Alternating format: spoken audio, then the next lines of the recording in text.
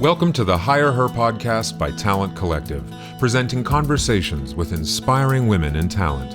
And get ready, ladies, because this is the last time you're going to hear a man's voice on this show. Hello, everyone, and welcome to another episode of Higherher, where we come together with inspiring women in talent to hear their stories. We welcome you today, and we have a very, very special guest. Her name is Maisha Cannon, and Maisha has been a true partner to ours over the last year, has done some really great speaking engagements for Talent Collective, and we just so appreciate all of her contributions and all the value that she's brought to the table and to Talent Collective. So I welcome Maisha. She is founder and chief learner of the Collab Lab. So Maisha, welcome. Please take a minute and introduce yourself. We'd love to hear a little bit about your background and what you're doing nowadays. Yes, thank you, ladies. So excited to be here with you on this fantastic podcast. So I am Maisha, as Krista mentioned. My name means life in Swahili. And I like to say I've been recruiting since the 1900s, 1994 BG. That's before Google, if you can remember such a time. So have evolved from the days of faxed resumes and paper cuts from opening physical envelopes with resumes in them to the days of one-click apply and AI. So it's been a really great journey to wear multiple hats, from recruiting coordinator to full cycle recruiter and eventually sourcing manager. And so I recently pivoted from leading sourcing teams into training recruiting and sourcing teams. So that's how the Collab Lab was born in late 2022. And it's really been great because I've been able to connect with one of my first loves, which was teaching. So now merging the TA world with the teaching world. So that's what I've been up to lately. Love it. And we've been able to experience a little bit of it through our community. You've done some workshops and sessions, even some mixers with us that were super fun. Can you expand a little bit on the offerings of your company and maybe the future of the business? Because I'm sure there's other people that could benefit. Yes, thanks so much for that question, Natalie. And I've been thinking a lot about the future of the Collab Lab. So in our current iteration, it's really all about training, recruiting teams at the intersection of technology and TA, right? So it's those soft skills that you don't get, that you kind of learn on the job as a recruiter. I remember my first days as a recruiter at E Entertainment back in the day. I was given a broom closet sized office, right? A stack of resumes about a foot high on the desk, a computer and a phone, and told start interviewing, right? So no job descriptions, no relationships with hiring managers, just kind of thrown into it. And I found that over the years, that's how most of us are trained. So the Collab Lab is really here to be a much more intentional way of not only training new recruiters, but retraining some of our industry vets, right, who have been doing it a long way, but really never had a playbook for best practices. So that's really what I'm focused on in this current state, is the live facilitated virtual learning. But I hope to eventually build the Collab Lab out to eventually being something more scalable with a product, maybe a tech product, in addition to the live learning. So still in the lab on that one with my assistant GPT-sha. So I'll get back to you on that. No pun intended. Oh, that's so great. The glory days of recruiting. We've been reflecting on that a lot. The days of paper before we all went digital, right? Amazing. Well, thank you for that. Thanks for sharing more about your offering. And like Natalie said, we've had the blessing of being able to experience some of that. So thank you so much. And talk to us a little bit about in your recruiting career and your L&D career, who or what is one person or thing that has really helped elevate you? Maybe it's a really specific person, could be a woman or a man that has empowered you, or there might be some like tools and resources, something like that, that has really helped elevate you in your career. Yeah, that's a great question. I think one of my earliest inspirations that has stuck with me even to this day, as I kind of continue to re-evolve or rediscover myself as a TA professional, is a woman named Jaleesa Hazard. And she was the director of the internship program that I started in high school that first exposed me to the world of human resources. And back then it wasn't even TA. We were called personnel back then, right? Mm. But it was her guidance as the director of that program that gave teenagers from the inner city of South Central Los Angeles, where I was from, an opportunity to get bused across town to the entertainment industry in Beverly Hills and Santa Monica and work in entertainment corporate positions. So I was able to work in HR, that first summer as a floater, as an 11th grade student, and was exposed to so much that, I didn't know was possible. My mom and grandmother and people before me had never worked in corporate spaces. So I think that opportunity through Jaleesa's organization just really planted a seed for a possibility that I've always gone back to over the years when I kind of, as we all do, hit a brick wall or get burnt out or try to reinvent ourselves. So yeah, thanks to Jaleesa for all that she poured into me in those early days. We always, are curious about anyone that you find empowering in the industry. But I want to flip this one actually, because you are in a teaching capacity these days. Like, do you have any success story of somebody that's gone through your training or that you had managed in the past that you're like, you know what, I actually saw a significant difference in this person from the time that I started with them to, maybe when your relationship parted ways or whatnot, but some story of how you empowered some other woman in recruiting?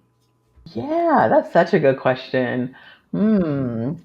It's funny. The example that's coming to mind is of a male student that I had in one of my Maven courses last year. But he had a really great story. He was transitioning to medical recruiting and was having trouble with his response rates. So he took a course that I had, a very small cohort on Maven, two women, two men actually. And we were able to get his response rates during that cohort of 2 weeks up from, I guess it was maybe about 10% to like 40 or 50%. And he was so energized to know, like, wow, I can do this just from my messaging. So he continued to be a phenomenal sourcer, and actually has now grown into a role as he just took the test for the PHR, right? The designation. Yeah. So I was really inspired, even though it wasn't a woman per se, but he was an impactful, adult student for the Collab Lab in our early days for sure. So shout out to Daniel because he's phenomenal. You were Oh, the that's inspiring, empowering one. Yeah, we flipped the script on that one. Yeah.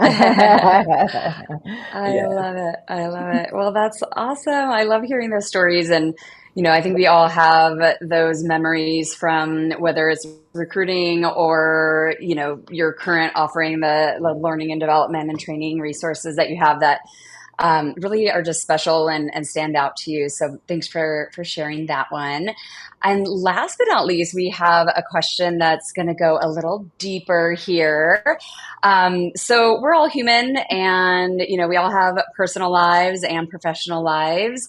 And I think it's really special when we're able to learn a bit more about each other from the challenges that we've had in our lives.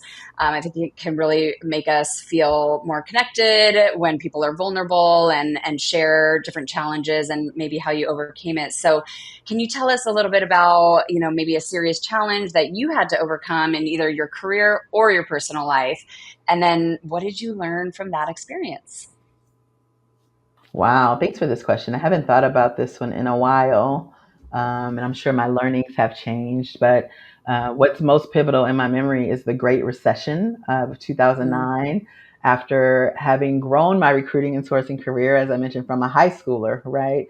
By 2009, I had been in recruiting at least a decade and thought I was on an upward trajectory. But in came the Great Recession. And so I was laid off in 2009, and not only lost the two jobs that I had, because I was working two jobs remotely during those days. And that's funny, that was ahead of the time before pandemic. So you that was, sure I were, was an yeah. innovator. Like a part-time one, sourcing for like a boutique and then the full-time role, but lost those jobs and lost my home, right? So foreclosed on my home, like many people in Southern California and in Riverside County had to do at that time. And so that was a really tough period, feeling like everything I had worked for from a high schooler, being ambitious to then it had kind of been stunted. So I couldn't find work in the US. And so Mm, I dropped everything. I actually moved to South Korea to teach English mm, for a year and a half. And I certainly thought my career was over. Like I thought everything in recruiting was done. I was trying to figure out like what do I do when I go back? But as life would have it, right? It's never as bad as you think. And when I came back, I actually kind of started this new era of my career where I was working for my bucket list companies. I got hired at Google as a sourcer, ended up working for LinkedIn, which is one of my dream companies. And so it's always amazing to me how like life after that like very low moment of Mm, being unemployed, having to walk away from a career, and even really getting reestablished. How I thought there was no future, but how the future was brighter on the other side. mhm, And those experiences led to me speaking at SourceCon, and all those experiences led to me even being here, right, and being active in the community and doing what I can to share what I've learned. So yeah, really interesting series of events. And I think mhm. what I learned is that failure is never final, right? You can always take a break, recharge, reset, seek advice from those in your circle, and then pick it up and continue on, right? Even with a little bit of strength, right? The job search can be so strenuous, right? But that experience of being a recruiter, now on the other side of the interview desk, right? It really, I Mhm. think, sharpened some empathy in me for job seekers that I tapped into a lot more on the other side of that experience. So yeah, good. I can talk about it now without crying, but there was a period, right? You catch me in the 2011 era where it was just too fresh to even talk Yes. about. Yeah, but yeah, that was a really hard time to lose everything and then have to rebuild. But it's Yeah. all good. Yeah, of Thank Well, you. thank Thanks you. for sharing. course, of course. Amazing, vulnerable story. I'm sure someone out there is going through something similar right now. Well, Maisha, thank you so much for joining us. It's always a pleasure to spend time with you. How can people find you? Of course, on LinkedIn, but I'm sure many people are going to want to know about your courses. We'll link it in the excuse me, the show notes. But where can they best find you? Connect with you?